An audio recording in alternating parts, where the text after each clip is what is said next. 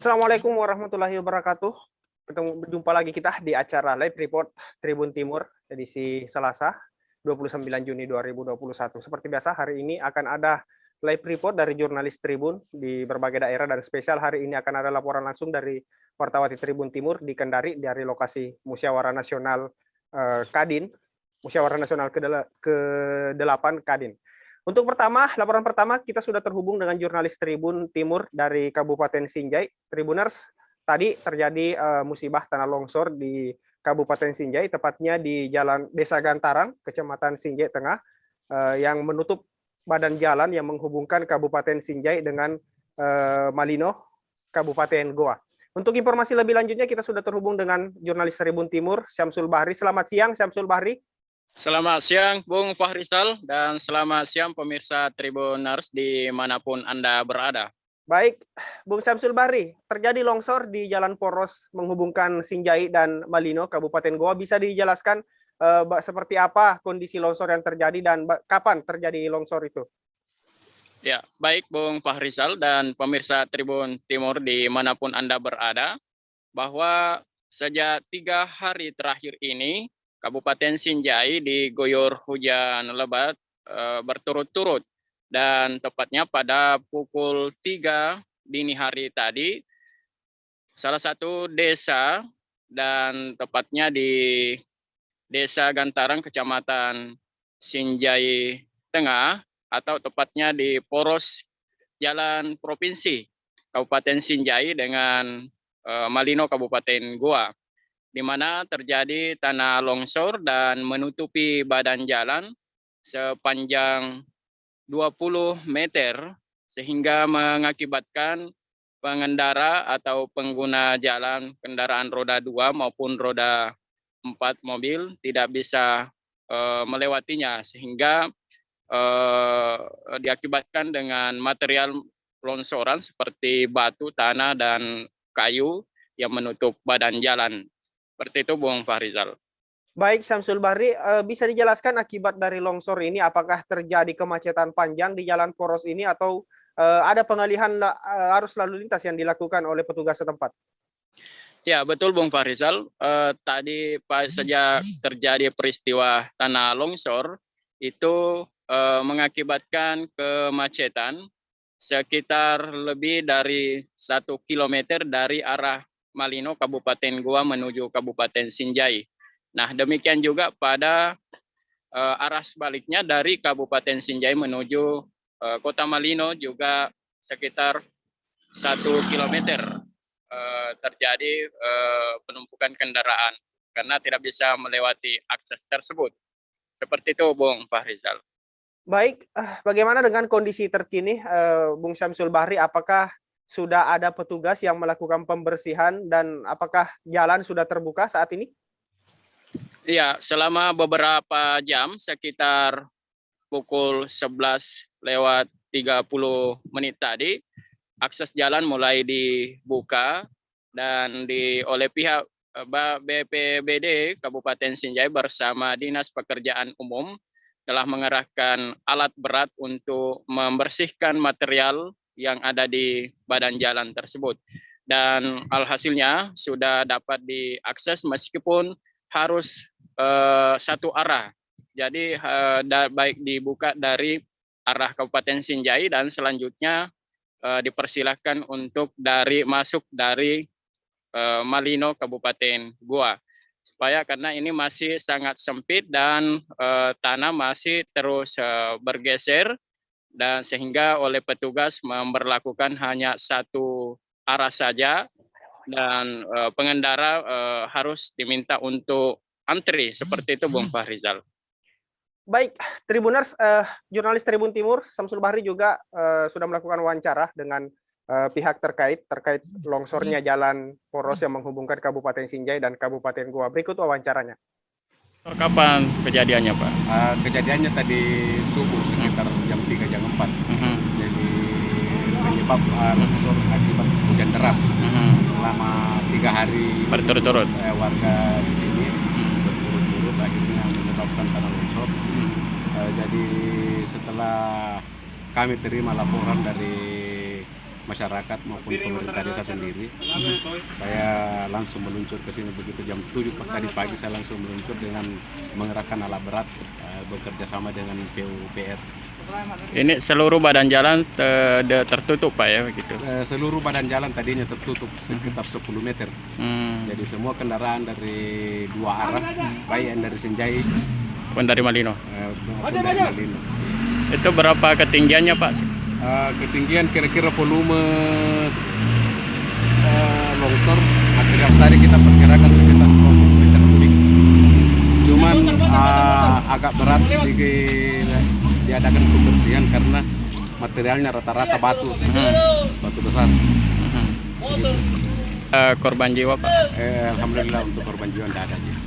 Cuman saya sudah himbau, kami dari BPBD tadi, saya sudah himbau kepada pemilik rumah yang mendekat dari titik kejadian. Saya himbau untuk kalau sebentar malam untuk dalam keadaan hujan, dimohon untuk tinggalkan dulu rumahnya, dikhawatirkan jangan sampai ada longsor. Akibat tertimbunnya material tanah longsor itu Pak mengakibatkan banyak pengendara Pak ya yang pengendara tadinya yang dari arah Manipi mau turun sebelum kita kerja panjang kira-kira sekitar 1 kilometer lebih.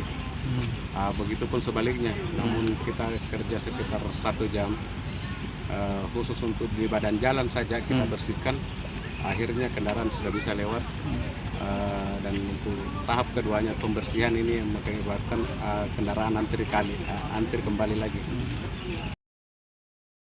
Di wawancara dengan warga pengguna jalan yang akan melintas di jalan longsor tersebut. Terakhir, Bung Syamsul Bahri, bisa dilaporkan bagaimana sebenarnya kondisi cuaca di Kabupaten Sinjai per hari ini yang menyebabkan terjadi longsor, salah satunya tadi di Jalan Poros Malino? Iya, baik Bung Fahrizal dan pemirsa Tribun Timur dimanapun Anda berada, bahwa sejak 3 hari terakhir ini Kabupaten Sinjai memang diguyur hujan deras. Dan hingga tadi dini hari tadi hujan lebat tersebut masih terjadi, dan hari ini juga masih tetapi tidak seperti dengan pada hari sebelumnya dini hari tadi. Dan memang perlu kita ketahui bahwa Kabupaten Sinjai berada pada puncak musim hujan mulai April, Mei hingga bulan Juni ini.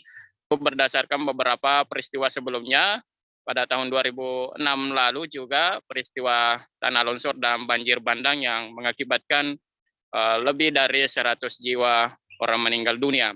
Sehingga oleh pihak BPBD Sinjai mengingatkan saat ini agar seluruh warga yang berada di beberapa tempat yang rawan bencana alam diharapkan untuk dapat waspada, meningkatkan kewaspadaannya termasuk tanah longsor, banjir dan angin kencang seperti itu Bung Fahrizal. Baik, terima kasih Syamsul Bahri atas laporannya dari Kabupaten Sinjai. Selamat bertugas kembali. Tribuners jangan kemana-mana karena Live Report Tribun Timur akan kembali sesaat lagi. Tetap di Live Report Tribun Timur. Oke Kak Samba, thank you.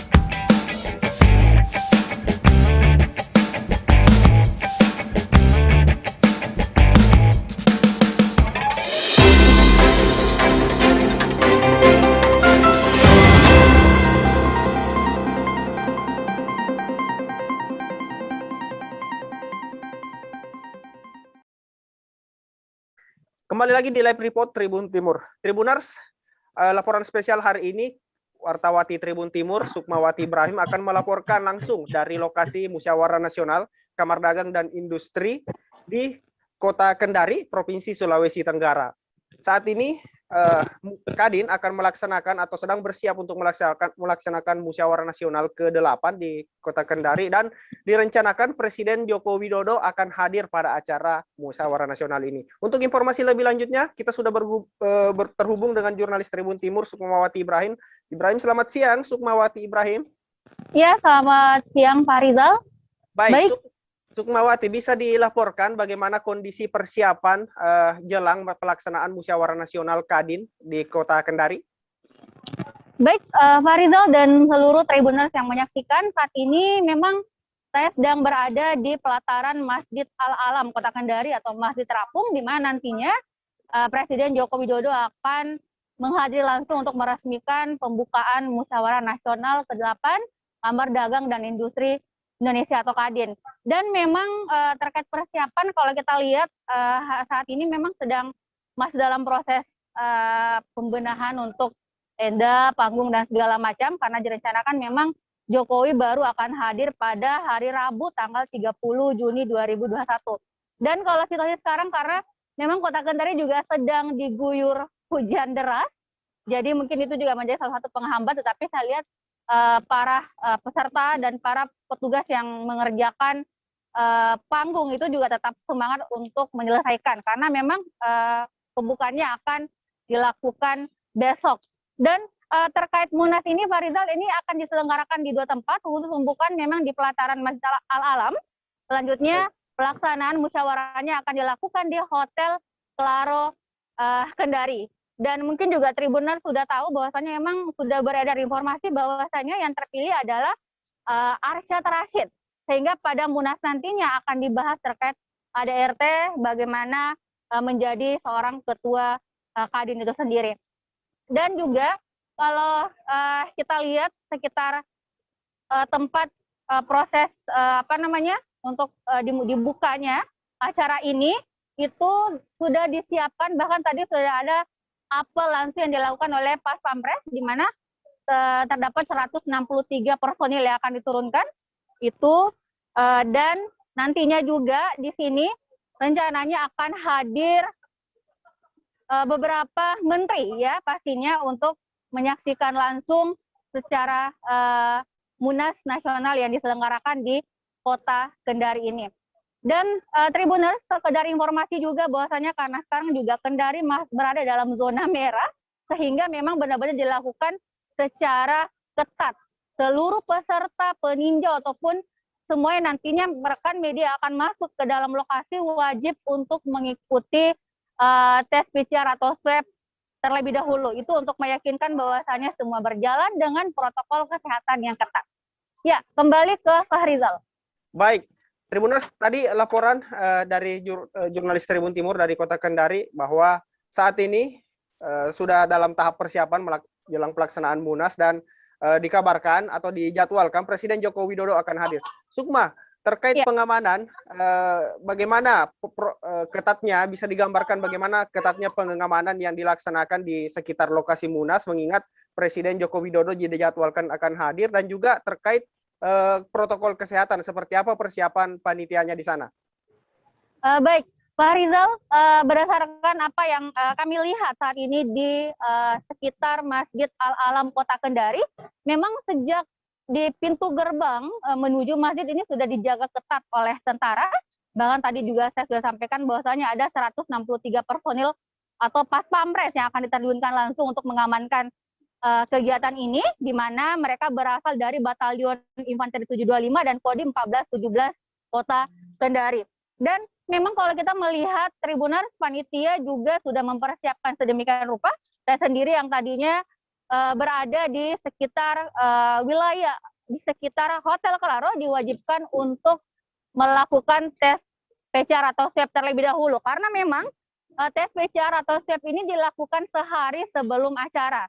Jadi besok seluruh peserta yang akan masuk ke dalam acara itu wajib memperlihatkan hasil tes PCR-nya yang dilakukan di tanggal 29 Juni. Paling lambat tanggal 29 Juni 2021. Jadi bukan sekedar swab antigen yang Tribuners ya, tapi memang harus swab PCR untuk memastikan bahwa semua yang masuk ke area itu dalam keadaan aman dan tidak tengah terjangkit COVID-19. Ya, kembali ke Farizal. Baik, Sukmawati, terima kasih atas laporannya dari lokasi Munas ke-8 Kadin di Kota Kendari. Selamat bertugas kembali, kami menanti laporan terbaru Anda. Tribuners tetap di Live Report Tribun Timur karena kami akan kembali sesaat lagi.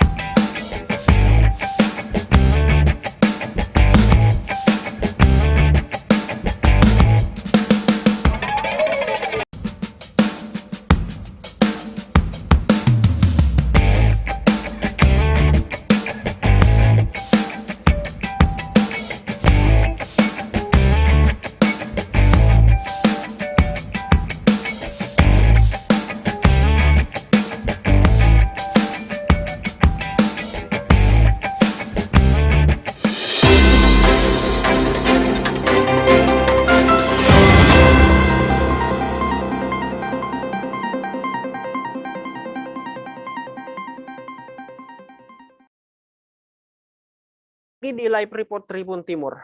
Tribuners, di masa pandemi ini meskipun pemerintah menganjurkan agar tetap di rumah, namun ada baiknya untuk kita tetap berwisata dengan tetap memerhatikan protokol kesehatan. Nah, saat ini beberapa pemerintah daerah menyiapkan tempat-tempat wisata yang dapat jadi alternatif bagi Anda untuk dapat berwisata, tentunya dengan tetap menerapkan protokol kesehatan. Salah satunya di Kabupaten Baru. Ada tempat wisata di Kabupaten Baru, yaitu di sebuah pulau, Pulau Dutungan Kabupaten Baru, yang dipersiapkan menjadi tempat wisata yang dapat dikunjungi di masa pandemi ini. Seperti apa informasinya? Kita sudah terhubung dengan jurnalis Tribun Timur di Kabupaten Baru. Ada Darullah. Selamat siang, Darullah. Ya, ya. Baik, Darullah. Pemkab Kabupaten Baru atau pengelola wisata setempat sedang mempersiapkan Pulau Dutungan, Kabupaten Baru untuk menjadi tempat wisata di masa pandemi ini. Bisa dilaporkan seperti apa pemerintah setempat atau pengelola mempersiapkan tempat wisata di masa pandemi ini? Iya. Di masa pandemi ini, ada beberapa tempat wisata di Kabupaten Baru yang menerima pengunjung, seperti Pulau Dutungan, terus Lapak Launa, dan beberapa tempat wisata lainnya. Kalau seperti di Pulau Dutungan itu, pengelola sebelum menerima pengunjung, terlebih dahulu mengobservasi para pengunjung. Jadi sebelum membeli tiket atau sebelum menyeberang ke pulau, diperiksa terlebih dahulu kesehatannya, apakah dia sehat atau sakit. Dan tentunya harus tetap mematuhi protokol kesehatan, seperti memakai masker. Pokoknya untuk masuk ke Pulau Dutungan itu, prokes COVID-19 dijaga secara ketat. Ya. Baik, Darullah, untuk sampai ke Pulau Dutungan ini, bagaimana cara warga atau bagaimana warga mengakses untuk dapat menuju ke tempat wisata Pulau Dutungan ini? Dan di mana lokasi Pulau Dutungan ini? Ya, nah, Pulau Dutungan ini tepatnya berada di Desa Cilelang, Kecamatan Malusia Tasik, Kabupaten Baru. Jadi untuk menyeberang ke Pulau Dutungan itu, kita terlebih dahulu harus ke dermaga yang berdekatan dengan Pulau Dutungan, yaitu di Desa Cilelang. Di sana disediakan perahu khusus oleh pengelola untuk penyeberangan pengunjung. Ya. Baik, jurnalis kami Tribun Baru, Darullah, sudah juga melakukan wawancara dengan koordinator pengelola Pulau Dutungan. Seperti apa wawancaranya? Berikut wawancara Tribun Timur. Jadi pada saat tamu mau membeli tiket, di situ sudah dicatat buku tamu, dari mana, asalnya di mana, terakhir kunjungan kemana, habis itu setelah pembelian tiket periksa suhu badan, cuci tangan, baru naik ke perahu. Di perahu pun nanti tangannya disemprot semua tamu disemprot tangannya pakai disinfektan. Setelah masuk pulau pun nanti melalui jalur box disinfektan. Ya, jadi di beberapa titik juga, hampir semua titik keramaian kita pasangi spanduk wajib pakai masker, jaga jarak dan lain-lain. Selama pandemi COVID ini, Pak, pengunjung dari mana asal saja yang selama ini yang padati Pulau Dutung ini? Kalau yang kebanyakan sih dari Parepare, Baru, daerah-daerah sekitar saja. Kalau jumlah perharinya selama pandemi ini, perbandingannya Pak, antara masa pandemi dan sebelum ini bagaimana? Berkurang, Pak. Berkurang ya? Iya. Kalau masa pandemi itu berkisaran berapa? Paling main ratusan orang. Itu pun pada hari Minggu ya? Iya, itu pun pada hari Minggu. Hari biasa kadang 1-2 orang saja yang masuk. Sekian berapa persen kira-kira Pak penurunan daripada sebelum dan sesudah? Penurunannya hampir 50%, Pak. Iya. Kalau sekarang ini? Setelah memasuki new normal ini, bagaimana kondisi kembali, Pak? Masih sama. Masih sama. Iya. Masih sama semasa pandemi, Pak ya? Iya. Kalau sebelumnya itu bagaimana Pak? Sebelumnya itu 200-an gitu. Sebelum pandemi ini. Kalau dari penyeberangan sendiri itu berkisaran berapa tiketnya Pak? Naik kapalnya saja? Harganya? Iya. Harganya 50.000 Pak. 50 Di hari hari libur? Iya, hari libur. Kalau hari biasa? Hari biasa 30.000. 30.000. Iya. Kalau untuk penginapannya sendiri Pak? Untuk penginapan ada bermacam-macam. Oh, disediakan Iya, ya? ada bermacam-macam variasi harganya. Kalau tarifnya itu mulai dari harga berapa sampai berapa itu Pak?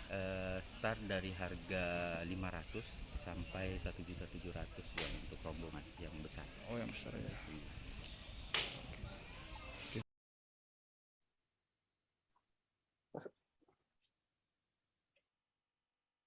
Bisa dijelaskan seperti apa yang disampaikan oleh pengelola wisata Pulau Dutungan? Ya, pengelola Pulau Dutungan di masa pandemi ini sangat memerhatikan terkait prokes COVID-19. Meskipun selama pandemi ini jumlah pengunjung itu sangat menurun drastis. Kalau seperti hari-hari biasa, terkadang cuma 1 sampai 2 pengunjung saja. Melainkan pada hari libur seperti hari Sabtu dan hari Minggu yang sebelumnya biasa sampai 300 sampai 400 pengunjung, kini menurun menjadi 100-an sampai 50 pengunjung saja. Ya, kembali ke studio. Baik, terima kasih Darullah atas laporannya dari Kabupaten Baru. Selamat bertugas kembali. Demikian Tribuners Live Report Tribun Timur hari ini. Tadi ada informasi dari longsor di Kabupaten Sinjai serta laporan spesial dari lokasi Musyawarah Nasional Kamar Dagang dan Industri Kadin di ke-8 di Kota Kendari. Seperti biasa, kami akan kembali besok di waktu yang sama dan tentunya tetap di tempat yang sama, channel Tribun Timur dan fanpage Facebook Tribun Timur Berita Online Makassar. Saya Pak Rizal Syah mundur diri, tetap jaga kesehatan, patuhi protokol kesehatan dan tetap jaga imun supaya terhindar dari virus COVID-19. Saya Pak Rizal Syah mundur diri. Assalamualaikum warahmatullahi wabarakatuh.